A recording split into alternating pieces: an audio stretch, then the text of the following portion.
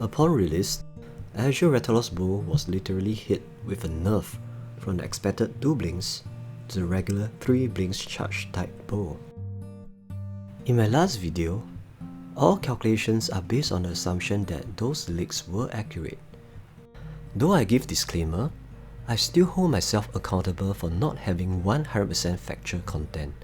I totally understand some viewers' frustration when listening to something that is not entirely accurate in my previous video. So, feel free to show your frustration by leaving your comments below. However, aside from the change from 2 blinks to the regular 3 blinks, all the other info in that video still holds true. Having said that, comparing to the rest of the bow right now, how strong exactly is Azure Rathalos Bow? Let's find out.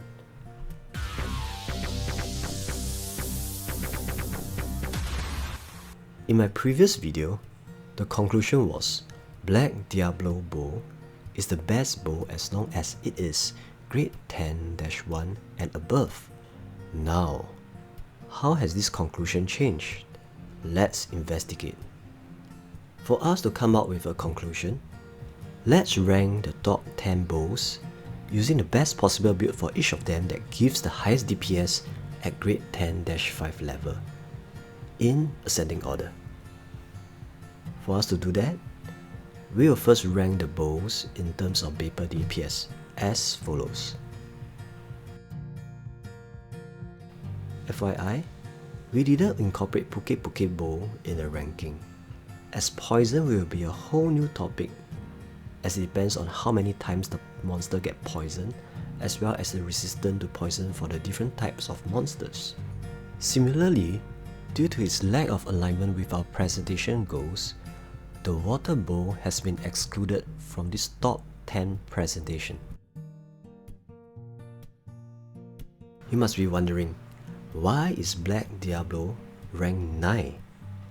Isn't it the best bow in the game?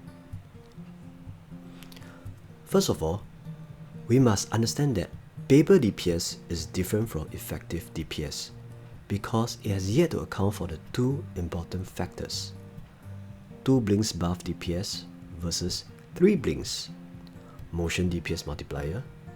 This has already been discussed in my previous video.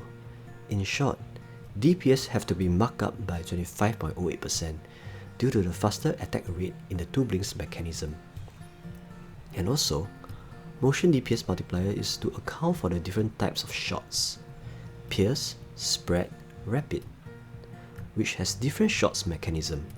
In essence, pierce deals 18.9% more damage than spread, and rapid does 7% more damage than spread. For the reasons and calculations behind these values, please refer to the previous video. With all this accounted for, and together with the best possible build setup for each respective bow type, we work out the numbers accordingly. And just a note to all, I'm well aware that I will sometimes make mistakes, and I'm willing to listen and grow along the way, and hence feel free to post in the comment section if you have different opinion about all this calculation and stats. We can have a friendly discussion. At rank 10, we still have Diablo Bow at 3635 effective DPS, with build as follows: giving a total of focus 5 and burst 3. I'm sure some of you must be thinking, what about weakness exploit? What about critical eye? Wouldn't the value be better for them? Yes, I have also considered all the different types of build including weakness exploit and critical eye. Let's talk about weakness exploit. We have to understand that the paper DPS gain from weakness exploit is very much different from the actual effective DPS gain during a typical fight. This is because it is impossible to always land your shots on the weak spots. For instance, in my last video, I explained how in a shot consisting of 6 strikes on a Jagra's stomach, there will be a total of 2 white numbers. Hence, if you were to compute an average uptime of 65% shots landing on weak spots, our weakness exploit multiplier is no longer 25% multiplied by 25%, giving a multiplier of 6.25%. It will be 4.063% instead. And for critical eye build, I have also computed as follows. Even after incorporating a slight downtime in burst, we will notice that Focus 5 Burst 3 is still slightly higher damage than Focus 5 Burst 2 Critical Eye 2. Working out all the possible numbers with reasonable assumed parameters, Focus 5 and Burst 3 is the best build with the highest DPS. Just to briefly explain how we get these numbers. For Focus, we run a full 20 shots charge plus power shot for all the focus level, recording the time taken from T0 to the 21st T0. T0 is the first visible reticle when charging, refer to attack animation time breakdown. After which, we prorate the data into a typical 75 seconds battle period and compute the number of shots accordingly. Giving Focus 0 an arbitrary value of 1, then Focus 5 is 1.26 for 3 blinks setup. Meaning to say, Focus 5 will deal 26% more strikes than Focus 0. For Burst 3 multiplier value, it is not just a flat out markup value of 15%. We have yet to account for a slight downtime of the burst.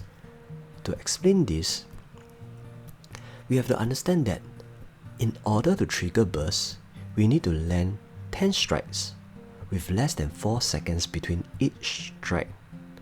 To maintain burst, as long as the interval between the last strike to the new strike is less than 4 seconds, you're able to maintain the burst. So using this information, pierce and spread will trigger burst easily with a charge strike plus power shot, because it deals a total of 12 hits. However, for rapid, in order to trigger burst, we need to execute charge strike plus power shot plus a tap shot, a total of 4 plus 4 plus a tap shot to trigger more than 10 hits. We have to understand that the higher the focus level, the easier it is to maintain burst in a typical fight. In fact, when you are at Focus 5, your uptime will be near 100% after triggering the first burst. However, if you are at Focus 0, chances are your uptime is much lower due to a slower attack speed. Hence, we have different assumed maximum downtime for respective focus levels. For this, assuming that it takes just 1 additional second to perform a tap shot, our estimated max uptime at Focus 5 is 92.7%. And incorporating just a maximum additional 5% downtime for Focus 5, we will get an average 90.39% uptime. Translating this into Burst 3 values, it is a multiplier of 13.6%. Incorporating all the multiplier, we will have the rank 10 Diablo Bow Focus 5 Burst 3 at an effective DPS of 3635. Next, in rank 9, we have Pink Radiant with Focus 5, Burst 3 and Dragon 1 build at an effective DPS of 3713 DPS against weak elemental dragon monsters. In the interest of time, and not to bore you with too much numbers, I shall not repeat and give you too much details on how I derive all the numbers in a computation. The bases are the same as how I explained earlier. Some must be very surprised on why Pink Radiant is rank 9. I'm sure some of you heard that Pink Radiant is one of the best elemental damage bow from certain YouTubers. Well, all I can say that those YouTubers might not have incorporated important variables like motion DPS multiplier, so refer to my previous video for a detailed explanation about that. In short, spread does the least damage output among all the 3 different shot types: pierce, spread, rapid. So next, at rank 8, we have Anjanath with focus 5 and fire 3, weakness exploit 2, with an effective DPS of 3781. Some will say that fire 5 focus 3 weakness exploit 2 is better. However, if you input the numbers and compute, as long as your bow is grade 10-1 and above, then focus 5 build is the best one. This is due to the multiplicative effect of focus 5 at higher level. At rank 7, we have Barioth at Ice 5 focus 4 with an effective DPS of 3818 damage. At rank 6, we have Azure Rathalos Bow with focus 5, fire 3 and weakness exploit 2 with an effective DPS of 4129 damage. Without the 2 blinks multiplier, you notice that it has fallen off the top 2 ranking in the chart. In my previous video, with the 2 blinks multiplier assumption, it is near the top of the ranking. That goes to show the importance of having a rapid level 4 at charge 3. At rank 4 and 5, we have Zinogre with the Thunder 5 focus 4 build and Legiana with Ice 5 focus 4 build with the same effective DPS of 4305. At rank 3, we have Kadachi with Thunder 5 and focus 4 build with an effective DPS of 4499. At this point, you must be wondering, why is Kadachi Thunder set better than Zinogre set? It doesn't make any sense. The main reason is due to Pierce Motion DPS multiplier, which mark up the effective DPS more than Zinogre. Refer back to the previous video for better understanding. At rank 2, we have Rathalos Bow with focus 5, fire 3 and weakness exploit 2 with an effective DPS of 4814. That is not too far off from the MHN quest paper DPS ranking, which ranked Rathalos Bow to be the highest DPS bow. And finally at rank 1, with no surprises, it is still Black Diablo with focus 5, burst 3 with an effective DPS of 5205 damage. Now the important question is this: from which grade of the Black Diablo bow can we then consider to have the best bow in the game, comparing back to the same grade bow? Consider all the best DPS build for the different bows at different levels. We realize that once Black Diablo Bow reaches grade 8-3 and above, it will exceed all the bows' effective DPS, including Rathalos Bow. We are talking about this elemental bow fighting against their weak type monsters, meaning to say, with grade 8-3 and above, we can just use Black Diablo Bow to fight all the different types of monsters. I understand that some people might be sad about the fact that Azure Rathalos is not as good as the league stats.